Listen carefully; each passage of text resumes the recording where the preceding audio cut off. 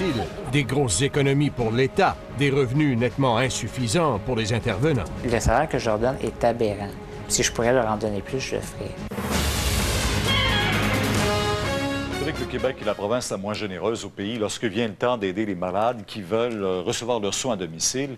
Les récents déboires hyper médiatisés de Claude Léveillé et de Gilles Carle mènent les groupes d'entraide aux malades à faire pression sur le gouvernement Charest. Il y a ceux qui sont très connus, comme Gilles Carle et Claude Léveillé, dont le sort a permis de délier des bourses privées. Et il y a les autres.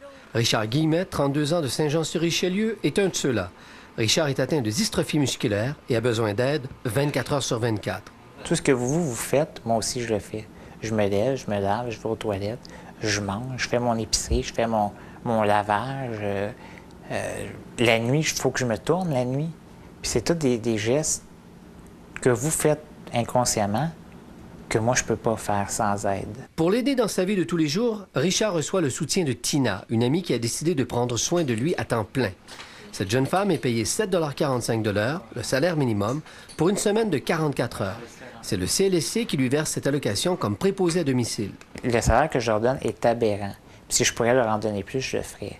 Mais mes sous personnels, j'y arriverai jamais. Mais les besoins de Richard sont constants.